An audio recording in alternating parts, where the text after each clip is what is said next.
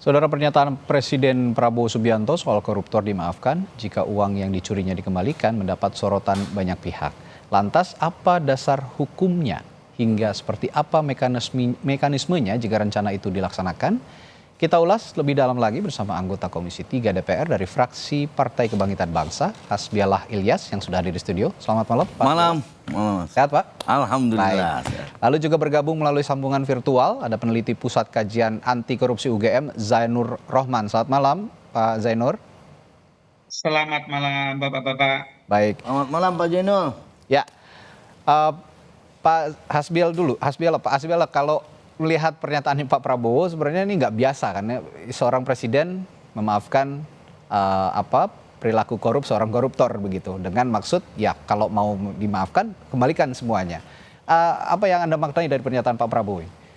Wacana Pak Prabowo seperti ini bukan yang pertama kali disampaikan oleh presiden-presiden sebelumnya. Okay. Kalau kita ingat misalnya pada tahun 2000 kalau nggak salah, Kiai Haji Abdurrahman Wahid atau Gus Dur, almarhum, beliau pernah mewacanakan hal seperti ini.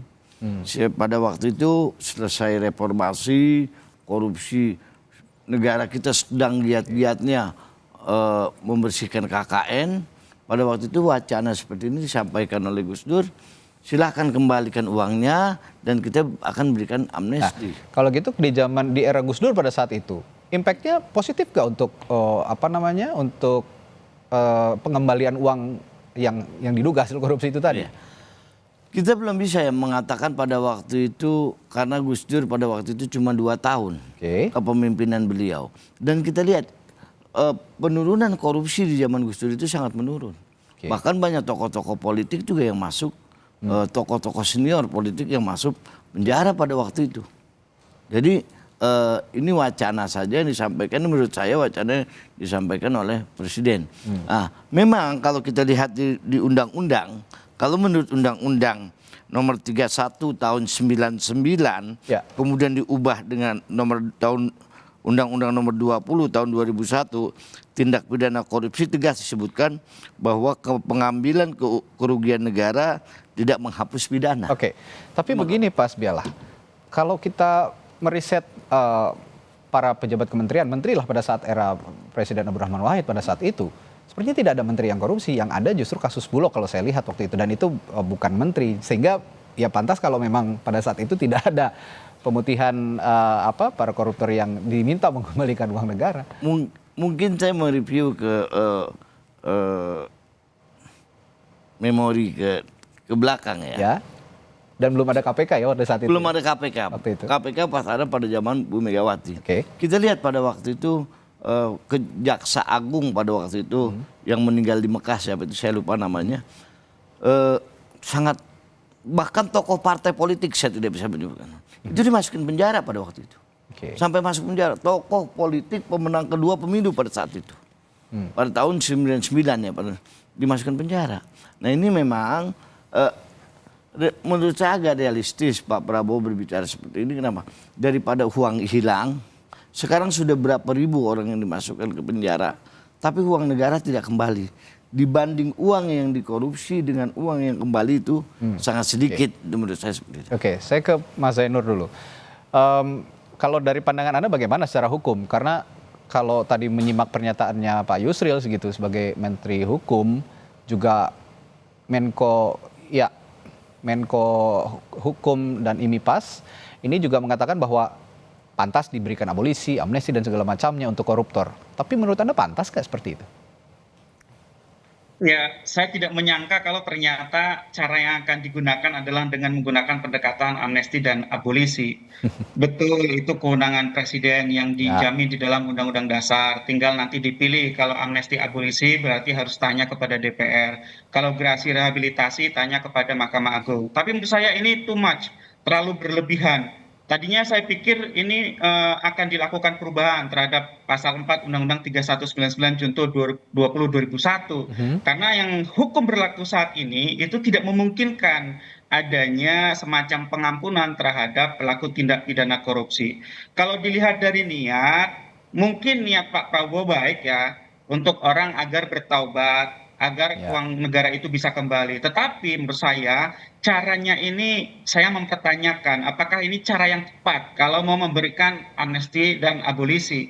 Kalau kita baca dari sisi sejarahnya, amnesti dan abolisi ini sudah ribuan tahun umurnya dari zaman Yunani. Itu biasanya digunakan, diberikan untuk mempersatukan bangsa setelah tercerai-berai. Sehingga biasanya itu diberikan kepada misalnya pemberontak, separatis, para pelaku tindak pidana yang terkait dengan kejahatan politik. Dan di Indonesia pun praktek pemberian amnesti dan abolisi boleh dicek di dalam sejarah. Itu banyak diberikan misalnya kepada mereka yang dulu tergabung di Gerakan Aceh Merdeka, kemudian dalam konteks Timur Timur, ya anggota Fretilin, dan juga kasus-kasus sejenis yang itu bertujuan untuk mempersatukan bangsa daripada kita terus-menerus berkelahi, tercerai-berai. Lebih baik mereka-mereka yang berseberangan secara politik, yang angkat senjata, diminta untuk berdamai, diampuni, tidak lagi akan dipidana.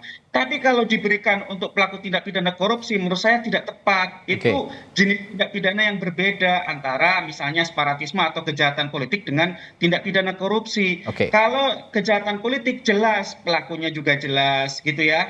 Juga akibat yang akan terjadi juga jelas. Manfaat yang akan didapatkan itu juga jelas. Tapi kalau tindak pidana korupsi, sekarang pertanyaan saya, siapa yang mau ditawari?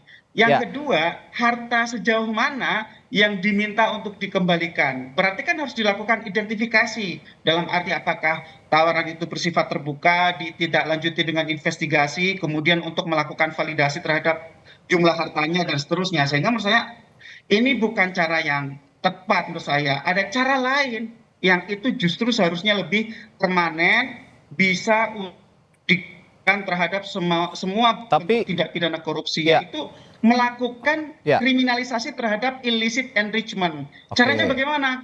Ubah undang-undang tindak pidana korupsi. Kalau illicit enrichment itu bisa dikriminalisasi, juga nanti tidak hanya di undang-undang tipikor, ya ada di dalam dua undang-undang. Satu undang-undang tipikor, yang satunya undang-undang perampasan aset. Kalau itu bisa disahkan, aset recovery akan sangat mudah. Jadi alih-alih memberikan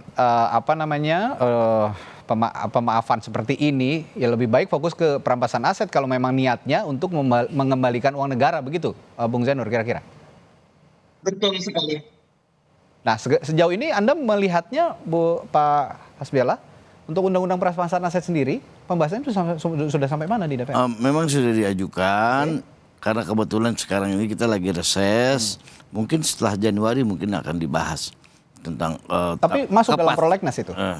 Belum masuk, tahun belum masuk. Nah, kalau tidak masuk dalam prolegnas, tapi sudah bahkan kemarin itu yang diajukan sudah banyak, diantaranya beberapa undang-undang, diantaranya undang-undang DKJ, dan memang setelah ini mungkin kelihatannya setelah ini, setelah masuk sidang. Tapi kan kalau melihat pernyataannya Pak Prabowo ini sifatnya sepertinya urgent begitu untuk mengembalikan uang negara dari hasil-hasil korupsi lah dikatakan dari para koruptor itu tadi. Bukankah ini sesuatu yang mendesak jika seorang presiden sendiri sudah menyatakan bahwa seharusnya ini dikembalikan uang negara dan undang-undangnya perampasan aset ini lebih dilegitimasi lagi di DPR, disahkan lagi? Mungkin harus mencari cara lain jika undang-undang aset ini belum disahkan oleh DPR. Seperti misalnya? Misalnya harus cari cara misalnya seperti ini.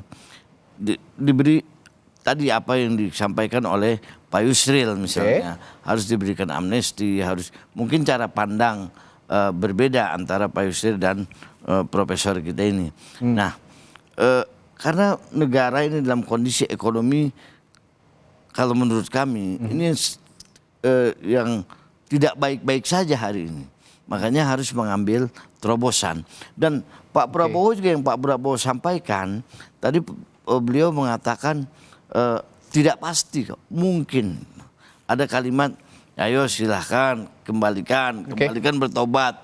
Ini kan yang saya pahami, menurut saya ini orang yang belum ketangkep mungkin Mas. Tapi kata Bung Zainur tadi itu katanya tindakannya too much, katanya harusnya ya lebih konkret lagi, ya salah satunya dengan undang-undang perampasan aset itu loh Pak tadi. Ya kita sangat setuju dengan undang-undang perampasan aset.